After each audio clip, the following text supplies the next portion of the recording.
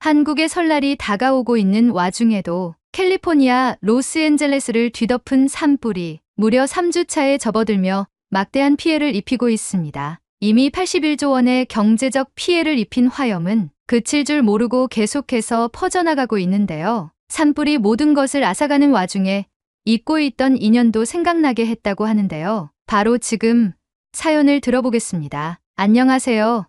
저는 엘리입니다. 오늘 제가 여러분께 들려드릴 이야기는 제 인생에서 가장 큰 충격과 변화를 가져온 순간에 대한 것입니다. 제가 살던 캘리포니아 말리부는 아름다운 해안과 고요한 일상이 공존하는 곳이었어요. 매일 아침 창문 너머로 보이는 푸른 바다와 흰 모래사장이 저의 일상을 더욱 특별하게 만들어 주었죠. 하지만 어느 날 모든 것이 순식간에 뒤바뀌고 말았습니다. 2025년 1월, 그날도 평소처럼 시작된 아침이었습니다. 저는 학교 과제를 위해 컴퓨터 앞에 앉아 있었고 어머니는 부엌에서 아침 식사를 준비하고 계셨어요. 창밖으로 보이는 풍경은 여전히 평화로웠지만 어딘가 불길한 기운이 맴도는 것 같았습니다. 정오가 가까워지면서 하늘이 이상하리만치 붉게 변하기 시작했어요. 처음에는 단순한 노을이라고 생각했지만 시간이 지나면서 붉은색이 점점 짙어지고 있었습니다. 그날 오후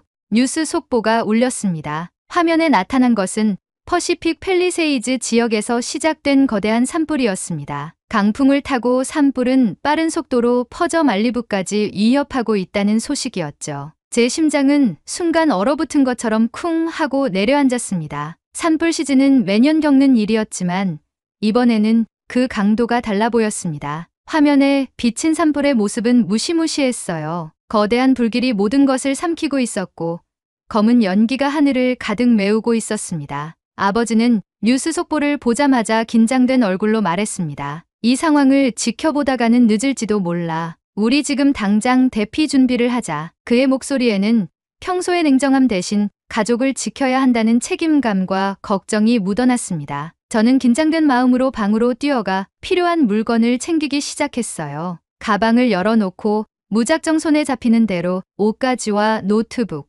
그리고 평소 좋아하던 책 몇 권을 넣었습니다. 무엇을 가져가야 할지 판단할 시간조차 없었죠. 어머니는 가족 앨범과 몇몇 소중한 물건들을 챙기고 계셨습니다. 앨범을 꼭 껴안고 있는 어머니의 모습이 왠지 모르게 더 슬퍼 보였어요. 이 집은 단순한 주거 공간이 아니라 우리 가족의 추억과 삶이 깃든 곳이니까요. 아버지는 집 안을 빠르게 둘러보며 중요한 서류와 귀중품들을 챙기셨습니다. 필요 없는 건 두고 가도 돼. 하지만 안전이 가장 중요하다. 그는 짐을 챙기는 우리를 재촉하며 창문 밖으로 불길의 방향을 확인하고 계셨어요. 저는 창밖으로 보이는 하늘을 바라보며 입술을 깨물었습니다. 하늘은 이제 완전히 붉은 빛으로 물들어 있었고 바람에 날리는 검은 제가 눈에 띄기 시작했어요. 아빠, 정말 우리 집도 불에 타버릴까요?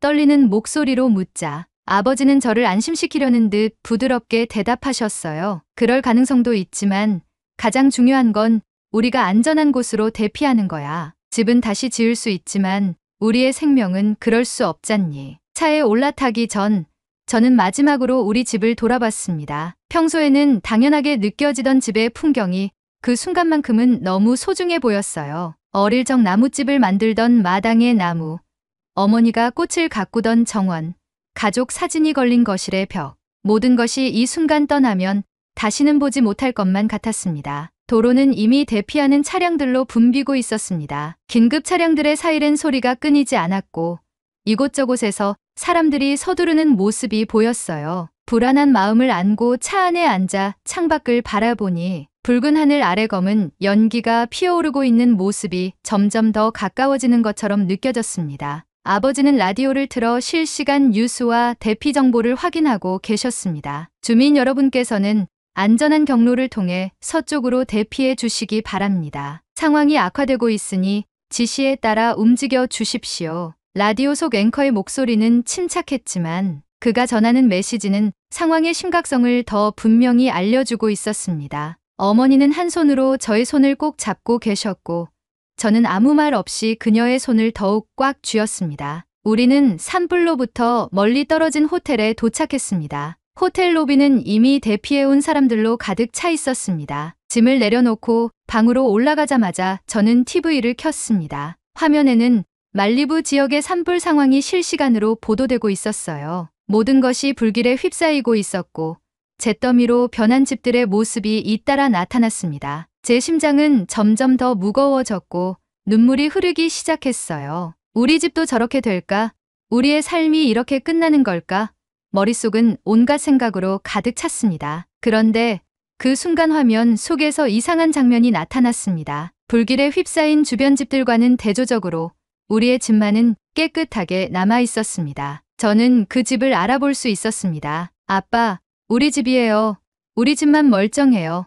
놀라움과 안도감이 뒤섞인 목소리로 외쳤습니다. 하지만 제 말에 아버지는 예상과는 다르게 조용한 표정을 지으셨습니다. 그의 얼굴은 어딘가 복잡한 감정으로 물들어 있었어요. 저는 의아한 마음에 아버지에게 물었습니다. 아빠, 우리 집이 안전하다니 다행이잖아요. 그런데 왜 이렇게 우울해 보이세요? 아버지는 한숨을 깊게 쉬며 천천히 이야기를 꺼내기 시작했습니다. 우리 집이 이렇게 안전할 수 있었던 데는 이유가 있어. 그의 목소리는 진지했고 저는 곧 무언가 특별한 사연이 있다는 것을 직감했습니다. 아버지는 과거 이야기를 시작하셨습니다. 내가 젊었을 때 데이빌이라는 친구가 있었어. 그는 나와 비슷한 시기에 LA에서 열심히 일하던 친구였지. 데이빗은 한인타운에서 나고 자라며 1992년 LA 폭동을 직접 경험했어. 그 사건 이후로 그는 안전한 집을 짓는 것에 대한 중요성을 강조했지. 저는 아버지의 입에서 갑작스럽게 나온 폭동 이야기에 조금 놀랐습니다. LA 폭동이랑 지금 우리 집이랑 어떤 연관이 있나요? 라고 묻자 아버지는 고개를 끄덕이며 말을 이어갔습니다. 폭동 당시 한인타운의 상점과 주택들이 큰 피해를 입었어. 이후로 많은 한인들이 상점과 집을 더 튼튼하게 리모델링했는데 그 중에서도 산불과 같은 재해를 대비해 콘크리트 구조와 방염 자재를 사용하는 사례가 많아졌지. 데이빗도 그런 상황을 지켜보면서 집의 안전성을 깊이 고민했어. 아버지는 잠시 말을 멈추고 창밖을 바라보며 기억을 더듬는 듯 보였습니다. 그때 데이빗이 나에게 말했어. 언젠가 너도 집을 지을 기회가 생긴다면 방염 설계는 꼭 고려해야 한다고. 당시 나는 그 말을 그냥 흘려들었지만 시간이 지나면서 그 조언이 얼마나 중요한지 깨닫게 되었지. 저는 아버지의 이야기를 들으며 그가 왜 우리 집의 방염 설계를 선택했는지 점점 이해가 되기 시작했습니다. 그럼 아빠는 우리가 살고 있는 이 집을 지을 때부터 그런 설계를 염두에 두신 거예요? 제가 물었을 때 아버지는 고개를 끄덕이며 답했습니다.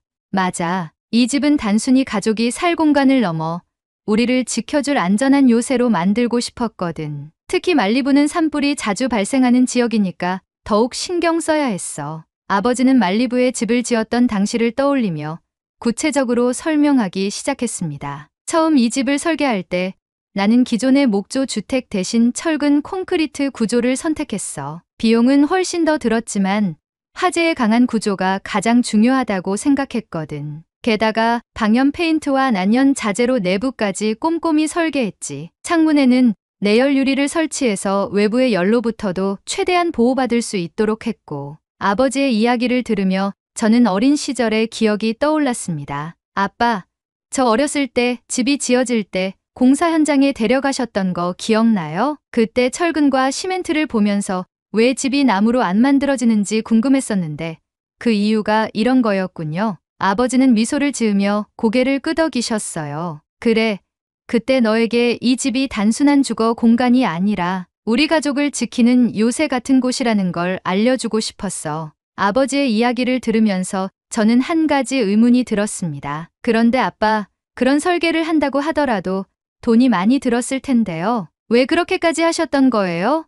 아버지는 잠시 생각에 잠기더니 대답하셨어요. 젊었을 때 살던 아빠 집이 산불로 잿더미가 된 적이 있었거든. 그때 느꼈던 무력감과 절망감은 말로 다 표현할 수 없었지. 그래서 결심했어. 내 가족은 절대 그런 고통을 겪게 하지 않게 했다고. 그의 말에서 가족에 대한 깊은 사랑과 책임감이 느껴졌습니다. 저는 아버지의 이야기를 들으면서 그가 왜 집에 그렇게 많은 정성을 들였는지, 그리고 이번 산불에서도 우리 집이 무사할 수 있었던 이유를 완전히 이해할 수 있었습니다. 호텔에 머무르던 어느 날 아버지는 갑작스럽게 과거의 친구를 떠올리신 듯 보였습니다. 그는 창밖을 물끄러미 바라보며 이렇게 말씀하셨어요. 엘리, 이번 일을 겪으면서 옛 친구가 많이 생각나는구나. 내가 어렸을 때부터 내가 그렇게 강조하던 방염 설계. 그건 다 데이빌리라는 친구 덕분이야. 그 친구는 항상 나에게 준비는 아무리 과해도 부족하지 않다고 말하곤 했지. 아버지는 데이빗이라는 친구와의 추억을 잠시 회상하다가 문득 그와 연락을 해봐야겠다는 결심을 하셨습니다. 그 친구에게 고맙다는 말을 해야겠어. 그의 조언 덕분에 우리 가족은 이번 산불에서도 안전할 수 있었던 거니까. 아버지는 바로 휴대전화를 꺼내 오래된 연락처를 뒤지셨고 운 좋게도 데이빗과 연락이 닿았습니다. 더욱 놀라운 건 데이빗이 우리가 묵고 있는 호텔에서 멀지 않은 곳에 머물고 있다는 사실이었습니다. 우리가 있는 호텔로 와라. 오랜만에 얼굴을 보며 얘기하고 싶구나. 아버지의 초대에 데이빗은 흔쾌히 응했고 그날 저녁 그는 호텔에 도착했습니다. 데이빗 리는 키가 크고 당당한 인상의 중년 남성이었습니다. 그는 현재 성공적인 IT 기업의 사장직을 맡고 있었습니다. 아버지와 데이빗은 서로를 보자마자 따뜻하게 포옹하며 반가움을 표현했습니다. 정말 오랜만이다. 이렇게 성공해서 다시 만나다니 감격스럽구나. 데이빗의 말에 아버지도 미소 지으며 응답했어요. 내 조언 덕분이야, 데이빗. 그 덕에 우리 집이 이번 산불에서도 무사할 수 있었지. 아버지는 뉴스를 통해 자신의 집이 화재 피해를 입지 않았음을 확인한 이야기를 전하며 그 집이 데이빗의 조언으로 콘크리트와 방염 설계를 도입한 결과라고 고백했습니다. 데이빗은 고개를 끄덕이며 당시 상황을 떠올렸습니다. 내가 너에게 방염 설계를 추천한 건 단순히 산불 때문만은 아니었어. 너도 알다시피 1992년 LA 폭동 이후 한인타운 주민들은 자신들의 상점과 집을 안전하게 지키기 위해 대규모로 리모델링을 했지. 그때 들었던 정보를 너에게 전했을 뿐이야. 그런데 그것이 이렇게 큰 도움이 되었다니 정말 기쁘구나. 아버지는 대화를 나누던 중 데이빗에게 그의 상황에 대해 물었습니다. 너는 산불 피해가 없었냐? 지금 어디서 지내고 있니? 데이빗은 미소를 지으며 대답했습니다. 물론 괜찮지. 나는 지금 한인타운에 머물며 이재민들을 돕고 있어. 아버지는 한인타운에 산불 피해가 있었냐고 물었지만 데이빗의 대답은 의외였습니다. 아니, 한인타운은 이번 산불로 피해를 입지 않았어. 대신 그곳을 대피 시설로 사용하고 있지. 1992년 폭동 이후 우리 한인들은 집과 상점을 튼튼하게 만들었어. 그때 대규모로 콘크리트 구조로 리모델링을 한 덕에 지금도 그 안전함을 유지하고 있지. 데이빗의 말을 들은 아버지는 깊은 감명을 받았습니다. 그렇다면 너희 한인타운 덕분에 많은 이들이 도움을 받고 있다는 말이구나. 정말 대단해. 내가 어떻게든 도움이 되고 싶어. 하지만 데이빗은 한인타운은 이미 체계적으로 운영되고 있다며 안심시키려 했습니다. 대피소는 충분히 준비가 되어 있어. 식량, 물, 마스크 같은 구호 물품도 모두 잘 갖춰져 있고 자원봉사자들이 군대처럼 체계적으로 움직이고 있지. 게다가 LA 한인회와 총영사관도 성금 모금을 진행하며 이재민들을 지원하고 있어. 이 이야기를 듣던 저는 점점 더 한인타운이 어떤 모습일지 궁금해졌습니다. 평소 한국의 문화에 관심도 있었기 때문입니다. 데이빗 아저씨, 저도 한인타운에 가보고 싶어요. 그곳에서 어떤 일이 벌어지고 있는지 직접 보고 싶어요. 제 말에 아버지도 긍정적으로 고개를 끄덕이며 데이빗에게 함께 방문하자고 제안했습니다. 다음 날 우리는 데이빗과 함께 한인타운의 대피소로 향했습니다. 데이빗과 함께 한인타운으로 향하는 차 안에서 저는 복잡한 감정을 느꼈습니다. 불길 속에서 모든 것을 잃은 사람들의 아픔이 여전히 생생히 느껴졌지만 동시에 데이빗이 들려준 한인타운의 이야기는 저에게 작은 희망을 주었습니다. 이런 대재앙 속에서도 한인타운은 피해를 입지 않고 대피소 역할을 하고 있다니 어떻게 그런 일이 가능했을까 하는 생각이 머릿속을 떠나지 않았어요. 한인타운에 도착했을 때 저는 그곳의 풍경에 또 한 번 놀랐습니다. 산불의 흔적은 전혀 찾아볼 수 없었고 깨끗하고 질서 정연한 거리가 우리를 맞이했어요. 대피소로 사용되고 있는 한인타운 커뮤니티 센터는 이미 많은 이재민들로 붐비고 있었습니다. 하지만 그곳은 혼란스럽지 않았습니다. 오히려 자원봉사자들의 체계적인 움직임 덕분에 모든 것이 질서 있게 운영되고 있었죠. 이재민들이 편안하게 지낼 수 있도록 모든 준비가 완벽히 이루어져 있었습니다. 대피소 입구에서는 자원봉사자들이 방문자들의 신원을 확인하고 필요한 정보를 제공하고 있었습니다. 한쪽에서는 식량과 물이 담긴 상자들이 정리되어 있었고 다른 한쪽에서는 이재민들이 줄을 서서 필요한 물품을 배부받고 있었습니다. 배급품에는 기본적인 식량뿐만 아니라 마스크, 의약품, 아기용품까지 준비되어 있었습니다. 저는 그 정돈 된 모습에 감탄을 금치 못했어요. 한 자원봉사자가 이재민들에게 따뜻한 음식을 건네며 이렇게 말했습니다. 이 음식은 떡국이라는 거예요. 한국의 새해 명절에 먹는 음식이죠. 모두 여러분을 위해 준비된 것입니다. 이걸 먹으면 몸과 마음이 따뜻해질 거예요. 그의 진심 어린 목소리에 많은 사람들이 고개를 숙이며 감사의 뜻을 전했습니다. 아이들을 위한 놀이 공간도 마련되어 있었습니다. 봉사자들은 밝은 미소로 아이들과 함께 놀아주며 그들이 부모님이 겪고 있는 스트레스를 조금이라도 잊을 수 있도록 노력하고 있었습니다. 어른들 사이에서도 서로를 격려하는 따뜻한 대화가 오갔고 한쪽에서는 심리상담 전문가들이 이재민들의 정서적 안정을 돕고 있었습니다. 데이빗은 아버지와 저를 데리고 한인회 회장을 만나러 갔습니다. 그는 이 모든 시스템을 총괄하고 있는 분이었죠. 회장님은 우리를 반갑게 맞이하며 이렇게 말했습니다. 여기까지 와주셔서 감사합니다. 이렇게 대재앙이 닥쳤을 때 서로 돕는 것이야말로 우리가 배워야 할 정신 아닐까요?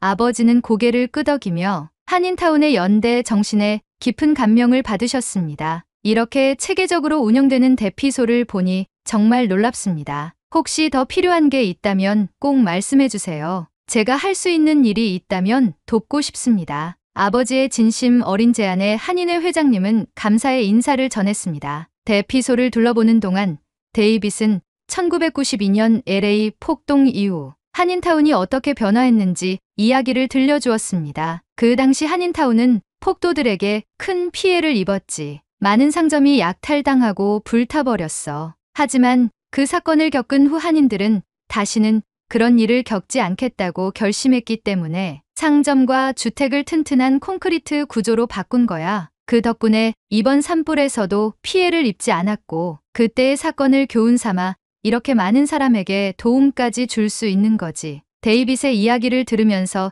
저는 한인타운 주민들의 지혜와 끈기에 깊은 감명을 받았습니다. 그들은 과거의 아픔을 단순히 잊는 대신 그것을 교훈 삼아 더 나은 미래를 준비했던 것이었죠. 데이빗은 이어서 이렇게 말했습니다. 사실 내가 내 아버지에게 방염 설계와 콘크리트 구조를 추천한 것도 그때의 경험 덕분이야. 그 결정이 지금 너희 집을 지켰다니 정말 다행이야. 저는 데이빗을 바라보며 진심 어린 감사를 표했습니다. 정말 감사해요. 데이빗 아저씨. 아저씨의 조언이 없었다면 우리 가족도 이번 산불에서 큰 피해를 입었을 거예요. 한인타운 대피소를 둘러보며 저는 단순히 재해를 대비하는 물리적인 준비뿐만 아니라 사람들 사이의 연대와 나눔이 얼마나 중요한지 느낄 수 있었습니다. 이곳의 자원봉사자들은 모두 자발적으로 참여한 사람들이었습니다. 어떤 이는 자신의 차를 이용해 물품을 운반하고 또 어떤 이는 밤낮 없이 대피소를 지키며 이재민들을 돕고 있었습니다. 한인회 회장은 한인타운 주민들뿐 아니라 다양한 배경을 가진 사람들이 함께 이 일을 돕고 있다는 사실을 강조했습니다. 여기 있는 사람들은 모두 서로를 돕기 위해 모였습니다. 이런 상황에서 가장 중요한 것은 우리가 하나라는 사실을 잊지 않는 것입니다. 한인타운에서의 경험은 저에게 깊은 울림을 주었습니다. 자연재해라는 커다란 고난 속에서도 사람들이 서로를 돕고 연대하며 희망을 만들어가는 모습은 정말 놀라웠습니다. 저는 그날 밤 호텔로 돌아오는 길에도 한인타운에서 본 광경과 사람들의 따뜻한 마음을 떠올리며 많은 생각을 했습니다. 한인타운에서의 방문 이후 우리 가족은 깊은 생각에 잠겼습니다. 대피소에서 본 연대와 나눔의 정신은 그동안 우리가 알지 못했던 세상의 따뜻함과 강인함을 느끼게 해줬습니다. 한편으로는 저희처럼 산불을 피해 대피한 많은 사람들이 여전히 불안정한 상황 속에서 하루하루를 보내고 있다는 사실이 마음을 무겁게 했습니다. 며칠 후 산불 상황이 장기화되었다는 뉴스가 이어졌습니다. 피해 지역 주민들 중 상당수가 집을 잃었고 특히 보험이 없는 이재민들이 큰 어려움에 처했다는 보도가 나왔습니다. 방송 화면에는 갈 곳 없는 이들이 주차장에서 차를 집 삼아 생활하거나 임시 대피소에서 힘겹게 지내는 모습이 비춰졌습니다. 저와 아버지는 이 뉴스를 보며 잠시 침묵에 빠졌습니다. 그리고 아버지가 결심한 듯 말을 꺼내셨습니다. 엘리, 내가 도울 방법을 찾아야겠구나. 더 이상 이렇게 가만히 있을 수만은 없을 것 같아. 저는 그 말에 고개를 끄덕이며 대답했습니다. 아빠, 저도 아빠를 돕고 싶어요. 우리가 조금이라도 힘을 보탤 수 있다면 분명 큰 차이를 만들 수 있을 거예요. 그리고 다음 날 아버지는 며칠 전부터 고민하셨던 결심을 저에게 털어놓으셨습니다. 엘리, 나는 산불로 집을 잃고 갈 곳을 잃은 이재민들을 돕고 싶다. 월세를 지원하는 프로그램을 만들 생각이야. 우리에게도 과거 어려운 시절이 있었고 그때 누군가의 도움이 얼마나 큰 힘이 되었는지 나는 잘 아니까. 아버지의 말에 저는 크게 고개를 끄덕였습니다. 아빠, 정말 좋은 생각이에요. 저도 그런 프로그램이 꼭 필요하다고 생각해요. 이렇게 모두가 힘을 모으면 분명 더 많은 사람들을 도울 수 있을 거예요. 한인타운에서 본연대의 정신은 아버지와 저에게도 큰 변화를 가져다 주었습니다. 우리는 서로를 돕는 사회가 얼마나 따뜻하고 강한 힘을 가질 수 있는지를 직접 경험했으니까요. 그날 밤 아버지는 가족을 모두 모아 앞으로의 계획을 공유하셨습니다. 우리는 산불에서 집을 지킬 수 있었지만 그렇지 못한 많은 사람들이 있습니다. 그들에게 안전한 공간을 제공할 방법을 고민해봤는데 아파트 월세 지원 프로그램을 시작하려고 합니다. 이 프로그램을 통해 집을 잃고 보험도 없는 분들이 최소한의 안정적인 생활을 이어갈 수 있도록 돕고 싶습니다. 이 계획은 단순히 금전적인 지원을 넘어선 것이었습니다. 아버지는 사람들이 단순히 머무를 공간뿐 아니라 삶의 안정을 찾고 재건할 수 있는 기반을 제공하고자 했습니다. 어머니는 아버지의 의견에 동의하며 프로그램을 통해 더 많은 사람들에게 희망을 줄 수 있을 거라고 응원했습니다. 다음 날 아버지는 데이빗에게 이 아이디어를 공유했습니다. 아버지의 결정을 적극적으로 지지하며 한인타운과 한인회 네트워크를 통해 이 프로그램의 홍보와 실행을 도와주겠다고 약속했습니다. 데이빗은 아버지에게 이렇게 말했습니다. 이런 어려운 시기에 우리가 서로를 돕는 건 선택이 아니라 의무라고 생각해. 정말 멋진 결정을 했어. 아버지의 회사는 즉각적으로 월세 지원 프로그램을 위한 기금을 마련했습니다. 프로그램은 피해 지역 주민들이 한시적으로 월세를 지원받아 안정적인 거처를 찾을 수 있도록 설계되었습니다. 이를 통해 피해자들은 새로운 집을 구하거나 임시 거처에서 벗어날 수 있었습니다. 한편 한인타운에서는 아버지의 프로그램을 적극 홍보했습니다. 한인회는 이재민들이 프로그램에 쉽게 접근할 수 있도록 온라인 및 오프라인으로 신청 방법을 안내했고 자원봉사자들이 신청 과정을 도왔습니다. 이 모든 과정은 매우 체계적이고 신속하게 진행되었고 많은 피해자들이 이 프로그램을 통해 큰 도움을 받게 되었습니다. 그 과정에서 아버지는 직접 지원받는 사람들을 만나 그들의 이야기를 들었습니다. 한 어머니는 눈물을 흘리며 이렇게 말했습니다. 우리는 이번 산불로 집을 잃고 정말 막막했어요. 그런데 이렇게 도움을 받을 수 있어서 정말 감사합니다. 저희 아이들에게 다시 희망을 줄 수 있게 되었어요. 아버지는 그녀의 손을 꼭 잡으며 따뜻한 미소로 대답했습니다. 이제 시작일 뿐입니다. 우리는 계속해서 돕겠습니다. 이 모든 과정을 옆에서 지켜보면서 저는 많은 것을 배웠습니다. 아버지와 데이빗, 한인타운 주민들, 그리고 수많은 자원봉사자들이 보여준 연대와 나눔의 정신은 제가 앞으로 어떤 사람이 되어야 할지에 대한 확신을 주었습니다. 어려운 상황에서도 서로를 돕는 행동은 단순히 물리적인 지원을 넘어 사람들에게 살아갈 용기를 심어주는 일이었습니다. 어느 날 아버지는 저를 부르며 조용히 말씀하셨습니다. 엘리, 이번 일을 통해 내가 확신하게 된 것이 있다. 누군가에게 도움을 주는 일은 그 자체로 우리 삶을 더 의미 있게 만들어준다는 거야. 내가 앞으로 어떤 길을 걷든 이 사실을 기억했으면 좋겠다. 산불로 인해 많은 것을 잃은 사람들에게 작은 희망의 불씨를 나누는 이 경험은 저뿐만 아니라 우리 가족 모두에게 잊을 수 없는 기억으로 남았습니다. 저는 이 모든 이야기를 여러분께 전하며 이렇게 말하고 싶습니다. 세상은 때로 잔혹하고 무자비한 도전을 우리에게 던지지만 그 안에서 함께 나누고 연대하는 사람들이 있다는 사실은 우리에게 희망을 줍니다. 모든 것이 잿더미로 변한 자리에서도 새로운 시작을 꿈꿀 수 있는 건 바로 이 희망 덕분입니다. 그리고 이 희망은 누군가의 작은 행동에서부터 시작됩니다. 오늘 여러분도 주변을 돌아보고 누군가에게 작은 희망을 나누는 행동을 해보세요. 그 작은 불씨가 더 큰 불꽃으로 피어나 모두가 함께 따뜻함을 느낄 수 있을 겁니다. 오늘의 사연은 여기까지입니다. LA에 번진 산불이 얼른 꺼지고 살기 좋은 삶의 터전으로 복구되길 진심으로 바라겠습니다. 여러분도 많은 응원 부탁드리겠습니다. 2025년 새해 복 많이 받으시고 가정의 평화가 항상 깃들길 진심으로 바라겠습니다. 겨울철 독감이 날이 갈수록 심해지고 있습니다. 이번 독감은 평소와 다르게 기간이 길고 목에 치명적인 독감이라고 합니다. 목 건강을 챙기는 것이 독감의 가장 좋은 예방법이라고 합니다. 마스크는 필수로 착용하시는 게 좋다고 하며 목을 마르게 하는 차나 커피는 조금 참고 충분한 물을 섭취하여 목을 항상 촉촉하게 유지해주는 것이 좋다고 해요. 여러분이 아프지 않고 항상 건강하길 진심으로 바랍니다. 오늘의 이야기가 마음에 드셨다면 좋아요 한 번씩 부탁드리겠습니다. 그리고 여러분의 댓글은 제게 큰 힘이 됩니다. 다음엔 더 좋은 사연으로 여러분을 찾아뵙겠습니다. 시청해주셔서 감사합니다. 캘리포니아 로스앤젤레스를 뒤덮은 산불이 무려 2주 동안 계속되며 막대한 피해를 입히고 있습니다. 이미 73조 원의 경제적 피해를 입힌 화염은 그칠 줄 모르고 계속해서 퍼져나가고 있는데요.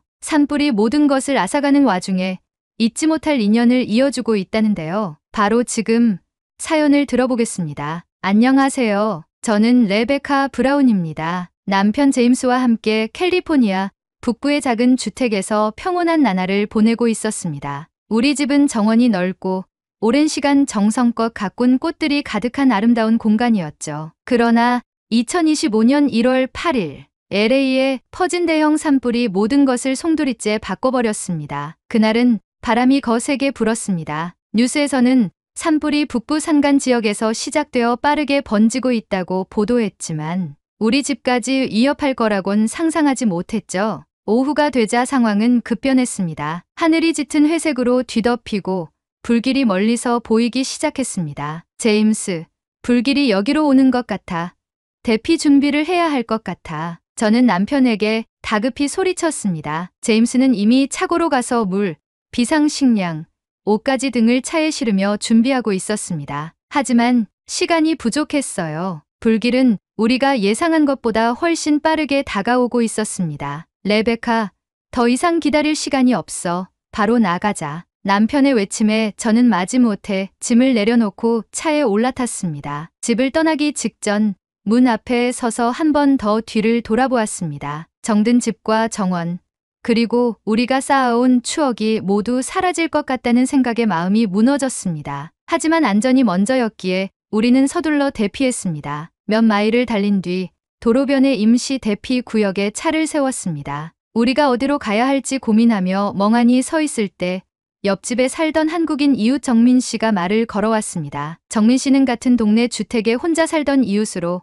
평소에는 간단히 인사만 나누는 사이였습니다. 그는 조용하고 소탈한 사람이었어요. 하지만 이날 그는 예상치 못한 도움의 손길을 내밀었습니다. 안녕하세요. 한인타운 쪽에 대피소가 잘 마련되어 있다는 정보를 받아서 저도 그쪽으로 이동하려고 하는데 괜찮으시다면 제 차를 따라 한인타운으로 가는 게 어떠실까요? 정민 씨의 제안은 뜻밖이었습니다. 한인타운이라는 곳은 저희에게 낯선 곳이었고 거기에서 저희가 편히 머물 수 있을지 확신할 수 없었습니다. 게다가 정민 씨와는 평소 그리 친한 사이가 아니었기에 그의 도움을 받는 것이 어색하게 느껴졌죠. 하지만 대피소를 어디서 찾아야 할지 막막한 상황에서 정민 씨의 제안은 큰 위안이 되었습니다. 저는 남편과 눈빛을 교환하며 고개를 끄덕였습니다. 감사합니다. 따라갈게요. 저희는 정민 씨의 차를 따라 한인타운으로 향했습니다. 시설이 기대에 못 미친다면 다른 대피소를 찾아야 했기에 남편과 저는 친구들에게도 연락해 대피소 정보를 주고받으며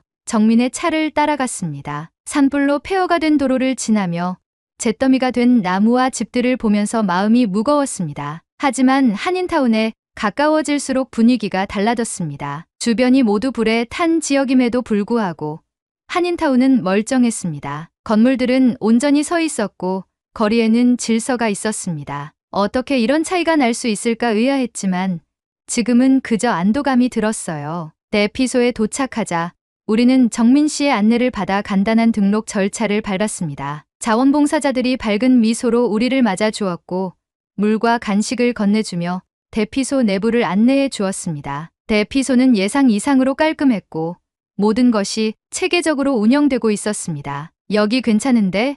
이 정도면 충분히 머물 수 있겠어. 남편 제임스도 감탄하며 말했습니다. 저희가 대피소의 짐을 정리하고 잠시 숨을 돌리던 중 정민이 다시 찾아왔습니다. 배고프실 텐데 저와 함께 식사하러 가시죠. 정민 씨의 제안에 따라 저와 남편은 그를 따라 대피소 밖으로 나섰습니다. 대피소 주변에는 푸드트럭 몇 대가 주차되어 있었고 음식을 받으려는 사람들로 긴 줄이 이어져 있었습니다. 여기 줄이 너무 기네. 기다리는데 시간이 꽤 걸리겠어. 남편과 저는 줄을 서야겠다고 생각하며 대기줄 끝으로 향하며 기다리려 했습니다. 그런데 황당한 일이 벌어졌습니다. 정민 씨가 푸드트럭 줄을 지나쳐 다른 방향으로 걸어 가버리는 겁니다. 정민 씨, 어디 가시는 거예요? 제가 묻자 정민 씨는 손짓하며 이쪽으로 오세요. 라고 했습니다. 그를 따라 걸어간 곳은 한 건물이었습니다. 그곳에 들어서자 우리는 상상도 못했던 광경을 마주했습니다. 그곳은 식당이었고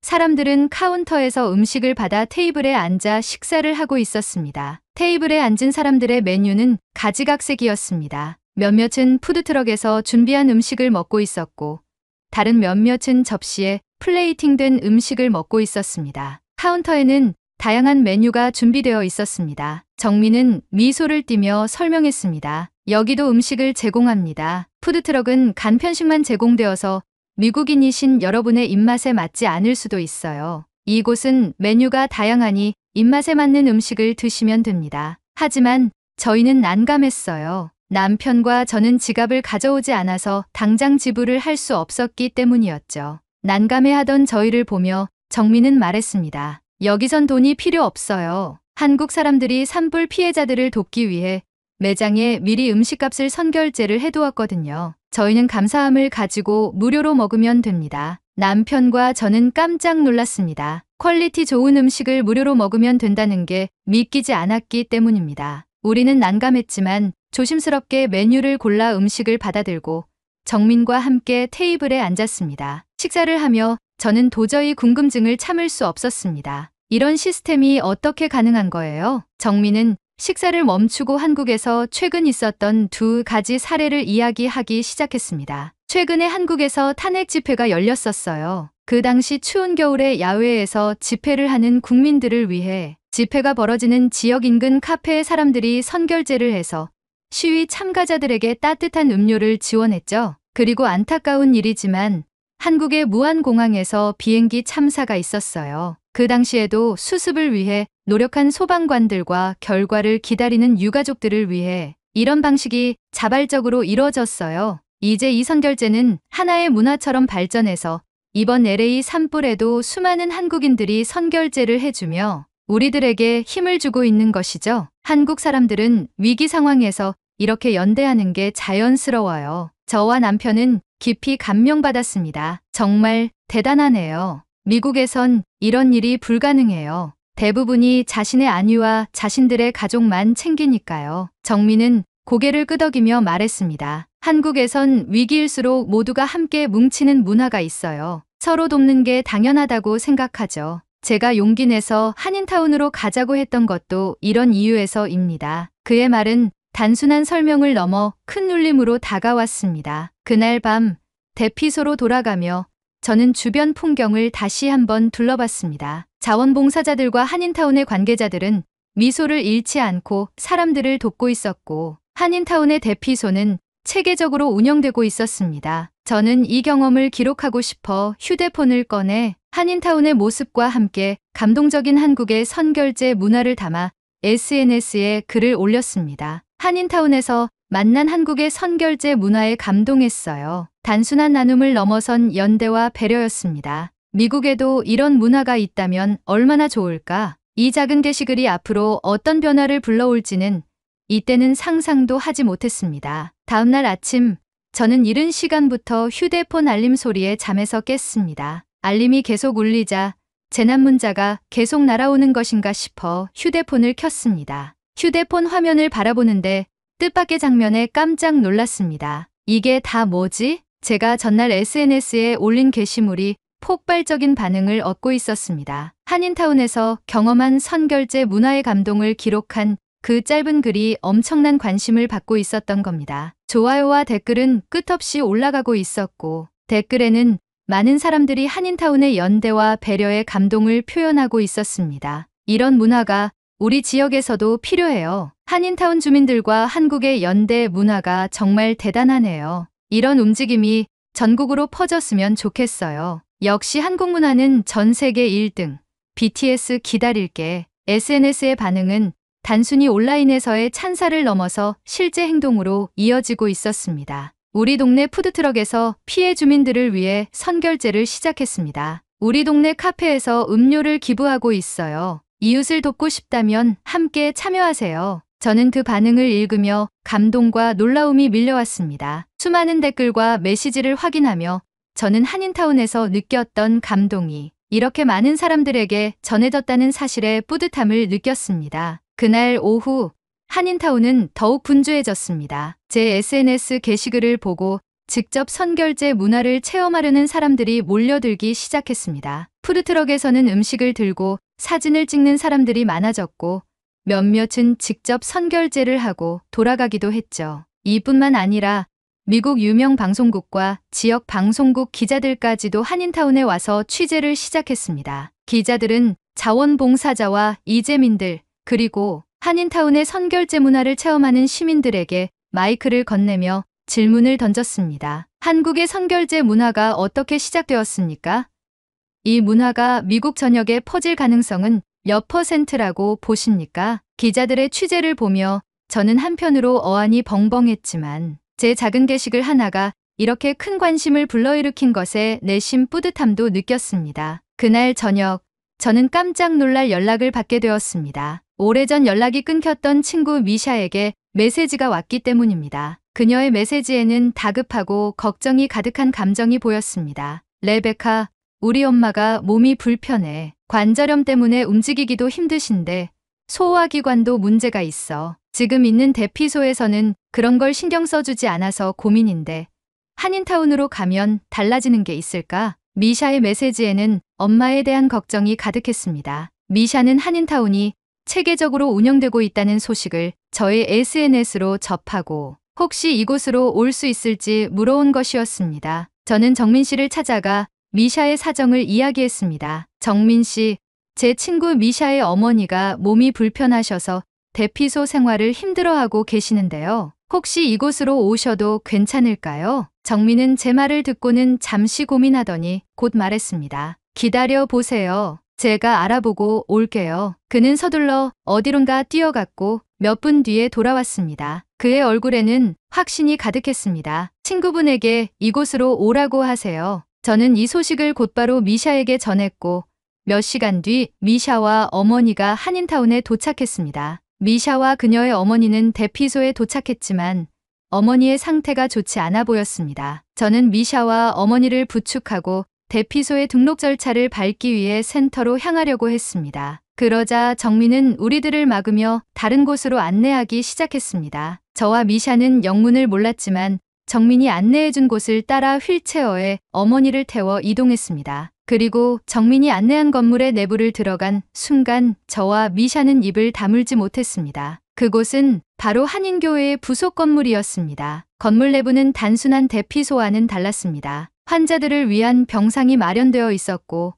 많은 환자들이 자원봉사자들에게 돌봄을 받고 있었습니다. 정민은 입을 다물지 못하고 있는 저희들을 보며 말했습니다. 이곳은 의료 자원봉사자들이 상주하면서 환자들에게 필요한 도움을 제공해요. 한국인 의사들도 의료 지원을 하고 있어서 어머니께서 더 편안히 지내실 수 있을 거예요. 환자들에게 맞춰진 식단을 구성해서 자원봉사자들이 지급하고 있으니 식사 문제도 해결될 겁니다. 미샤는 어머니가 편안히 자리 잡는 모습을 보며 눈물을 글썽였습니다. 정말 감사해요. 엄마가 여기 계시면 훨씬 나아지실 것 같아요. 정민은 미소 지으며 건물을 나섰습니다. 정민의 뒷모습을 보며 저는 다시 한번 한인타운의 체계적인 시스템과 자원봉사자들의 헌신에 감탄했습니다. 미샤의 엄마는 편안하신지 금세 잠에 드셨고 미샤와 저는 함께 앉아 한숨 돌리며 말했습니다. 레베카, 우리가 이곳에서 받은 도움을 갚을 방법을 찾아야 하지 않을까?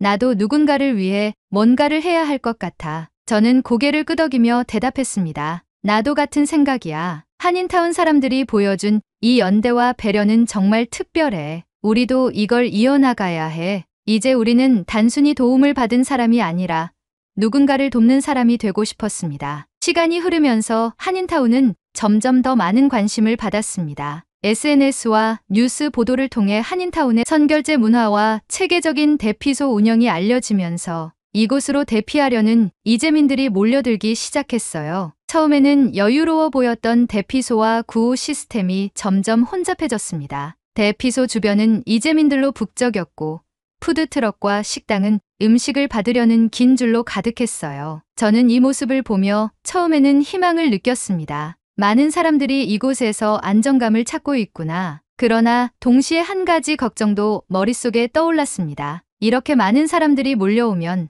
식량이나 물이 부족해지는 건 아닌가? 그날 밤 저는 제임스와 함께 정민에게 고민을 털어놓았습니다. 정민 씨, 여기 있는 물과 식량이 충분할까요? 이렇게 많은 사람들이 계속 몰려오면 언젠가 고갈되지 않을까 걱정이에요. 정민은 제 걱정을 듣고는 조용히 고개를 끄덕였습니다. 레베카 씨 같은 걱정을 하는 분들이 많죠. 그런데 그럴 필요가 없어요. 그는 잠시 뜸을 들이더니 설명을 시작했습니다. 사실 여기에 있는 구호 물품들은 대부분 한국에서 지원받은 겁니다. 한국에서는 이번 산불 소식을 듣고 바로 물품을 보내주기 시작했어요. 식량, 물, 그리고 재난 키트까지 모두 꾸준히 도착하고 있죠. 그 말을 듣고 저는 놀라움을 금치 못했습니다. 남편 제임스는 정민에게 말했습니다. 그렇군요. 그런데 만약 한국의 지원이 한계에 부딪히면 어떻게 합니까?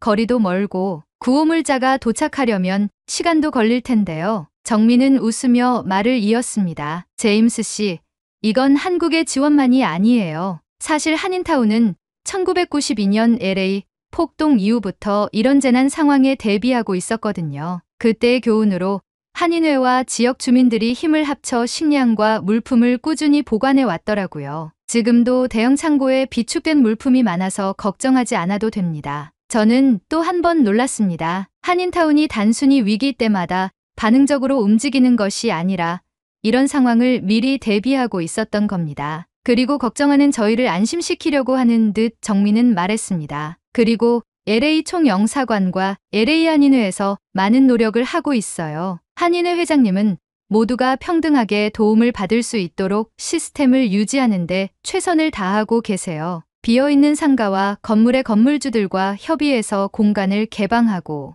이재민들이 머물 수 있도록 계속 노력하고 있죠. 하루 종일 이리저리 뛰어다니면서 문제를 해결하고 계세요. 저는 그들의 리더십에 놀라고 그들과 더불어 몸소 실천하는 한인 커뮤니티에 감명 깊어 한동안 말없이 생각에 잠기게 되었습니다. 며칠 후 저는 한인회 회장이 비어있는 상가와 건물을 추가로 개방하며 이재민들을 더 많이 수용한다는 소식을 들었습니다. 대피소 공간이 부족해지자 지역 건물주들과 협력해 새로운 임시 거처를 마련한 것이었어요. 그뿐만 아니라 최근 한인회가 LA 부동산협회와 협력해 장기적인 대책을 마련했다는 이야기도 전해 들었습니다. 한인 커뮤니티가 LA 부동산협회와 협의해서 피해 주민들이 거주할 수 있는 아파트 월세를 40%나 감면했대요. 이건 단기적인 대피뿐 아니라 산불 피해 복구가 장기화될 걸 대비한 대책이죠. 저는 이 소식을 듣고 경이롭기까지 한 감정을 느꼈습니다. 한인타운은 단순히 재난 상황에서의 임시 대피소 역할을 넘어 사람들의 삶을 재건하는 데까지 도움을 주고 있었던 겁니다. 대피소 생활이 지속되며 산불이 장기화되고 있다는 소식이 들려왔습니다. 진화 작업이 계속되었지만 산티에나에서 불어오는 돌풍의 영향으로 새로운 산불이 태어나고 지속되며 복구까지는 오랜 시간이 걸릴 것이라는 예측이 나왔어요. 그 와중에 산불로 인한 경제적 손실이 500억 달러를 넘어섰다는 뉴스가 나왔습니다. 수많은 사람들이 집을 잃고 산불이 진화된 후에도 갈 곳이 없는 상태라는 절망적인 이야기들이 계속 들려왔죠. 그런데 그 순간 제 귀를 의심하는 놀라운 소식을 듣게 되었습니다. 바로 한국의 선결제 문화가 선한 영향력을 행사하기 시작한 소식이었죠. 미샤가 말했어요. 레베카, 미국인들이 한국의 선결제 문화를 본받아 아파트 월세를 대신 내주는 기부를 시작했대. 몇몇 미국인들이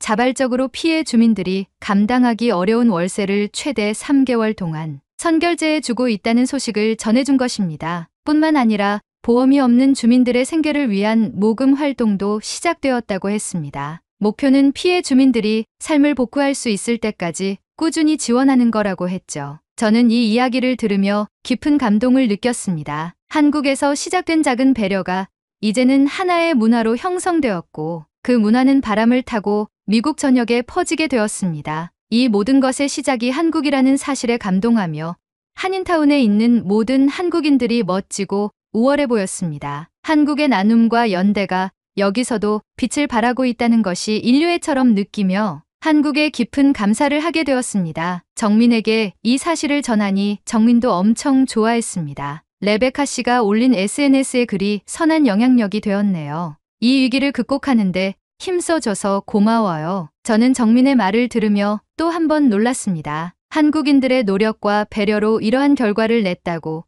생각한 저에게 오히려 감사함을 느끼는 모습을 보며 한국인들의 겸손함과 타인을 위한 배려가 몸에 배어있다는 느낌이 들었기 때문입니다. 저는 그날 밤 잠들기 전 한인타운에서의 경험을 다시 떠올렸습니다. 단순히 물리적인 도움을 받는 것 이상으로 이곳에서 만난 사람들은 연대와 희망이 어떤 힘을 가지고 있는지 보여주고 있었어요. 그러던 어느 날 정민 씨가 다가와 조용히 말을 꺼냈습니다. 레베카 씨, 여기서 생활하시는 게 쉽지 않으시죠? 그의 갑작스러운 질문에 저는 순간 놀랐습니다. 아니에요, 정민 씨. 대피소가 잘 정비되어 있어서 저희는 정말 잘 지내고 있어요. 정민 씨는 잠시 저를 지켜보다가 조심스럽게 말을 이어갔습니다. 사실 제가 한인들에게 도움을 받아 임시 거처를 제공받았는데요. 그런데 저는 한인타운에서 봉사활동을 하며 지내는 게 더 편해서 그 집이 필요 없어요. 두 분께서 가셔서 좀 더 편안히 지내시면 어떨까 하고요. 정민 씨의 갑작스러운 제안에 저는 당황했습니다. 그건 안 돼요. 정민 씨도 필요한 공간일 텐데 저희가 어떻게 그걸 받아요? 제가 단호하게 거절하려 하자 정민 씨는 부드럽게 웃으며 말했습니다. 저는 여기서 지내는 게 더 익숙해요. 어차피 자원봉사를 하면서 한인들과 함께 어울리는 게 한국인인 저로서는 더 잘 맞아요. 그러니 부담 갖지 말고 받아주세요. 그 집은 분명 두 분에게 더 필요할 거예요. 그의 진심 어린 설득에 저는 잠시 머뭇거렸습니다. 대피소에서의 생활이 불편했던 것은 사실이었고 남편의 얼굴에도 지친 기색이 역력했기 때문입니다. 한인타운에서의 생활은 처음엔 안정감을 주었지만 시간이 지나면서 저와 남편 모두 점점 더 피로해지고 있었습니다. 대피소는 깔끔하고 체계적으로 운영되고 있었지만 밤마다 들려오는 사람들의 소리와 주변의 움직임은 긴장을 풀지 못하게 했습니다. 그럼에도 이미 많은 사람들에게 도움을 받은 우리가 또 다른 도움을 받는다는 것이 옳지 않다는 생각이 들었고 여전히 죄송한 마음이 앞섰습니다. 정민 씨는 제 고민을 알아차린 듯 덧붙였습니다. 레베카 씨, 죄송할 필요가 없어요. 지금 이 순간 두 분께 가장 필요한 게 뭔지 고민해 보세요. 우리는 함께 연대한 공동체잖아요. 그의 말에는 흔들림이 없었습니다. 결국 남편과 상의한 끝에 저희는 정민 씨의 배려를 받아들이기로 했습니다. 다음 날 정민 씨는 차를 가지고 저희를 데리러 왔습니다. 우리는 짐을 정리해 차에 실어 정민을 따라가기 시작했습니다. 차를 타고 이동하면서 창밖으로 보이는 풍경은 마음을 무겁게 했습니다. 산불이 휩쓸고 간 잿더미 속의 집들, 검게 그을린 나무들, 폐허처럼 보이는 거리들. 산불이 남긴 상처는 도시 곳곳에 선명하게 남아 있었습니다. 그 와중에도 복구 작업이 시작된 현장이 눈에 들어왔습니다. 불에 탄 건물을 허물고 새롭게 세우는 사람들, 잔해를 치우며 한 발짝씩 나아가는 모습을 보며 저는 작은 희망이 피어나는 것을 느꼈습니다. 모든 걸 잃었어도 다시 시작할 수 있구나. 정민 씨가 차를 멈춘 곳은 한인타운에서 멀지 않은 조용한 동네였습니다. 저와 제임스는 차에서 내리자마자 숨이 멎을 듯한 충격을 받았습니다. 주변의 건물들은 대부분 불에 타 폐허가 된 상태였는데 그 가운데 한 채의 집이 온전하게 서 있는 모습을 보았기 때문입니다. 아니, 어떻게 이 집만 멀쩡할 수 있죠? 제가 놀라서 묻자 정민 씨는 차분하게 설명했습니다. 이 집은 1992년 LA 폭동 이후 한인들이 설계한 건물이에요. 그때의 교훈으로 모든 건물을 콘크리트로 짓고 방염 처리를 했죠. 그래서 이번 산불에서도 살아남을 수 있었던 거예요. 저는 또 한 번 한국인들의 준비성과 지혜에 감탄했습니다. 정민 씨는 저희를 집 안으로 안내했습니다. 내부는 놀랄 만큼 잘 보존되어 있었고 약간의 손질만 하면 오랫동안 편안히 지낼 수 있을 것 같았습니다. 정민 씨는 열쇠를 제 손에 쥐어주며 저희 부부에게 말하기 시작했습니다. 오랫동안 이웃으로 간단히 인사만 나눴는데 이번 계기를 통해 좋은 이웃을 둔 것 같아 기쁩니다. 여기서 편히 지내세요. 그의 말은 가슴 깊은 곳에서 따뜻한 감동을 일으켰습니다. 정민은 집을 나서기 전 뒤돌아서서 저희에게 말을 이어갔습니다. 아, 그리고 제 이름은 정민이 아니고 민입니다. 성이 정이에요. 사람들과 나누는 정이요. 그리고는 집 밖을 나갔습니다. 정민의 이름의 뜻을 알게 되고 한동안 저와 남편은 말없이 현관문을 바라보았습니다. 한국인의 정이 이렇게 감동을 줄지는 상상도 못했기 때문입니다. 저와 남편은 집을 정리하며 새롭게 시작할 준비를 했습니다. 밤이 되자 우리는 오랜만에 고요한 집 안에서 깊은 잠을 잘 수 있었습니다. 저와 남편은 이곳에서 받은 도움에 보답하기 위해 복구 작업이 끝날 때까지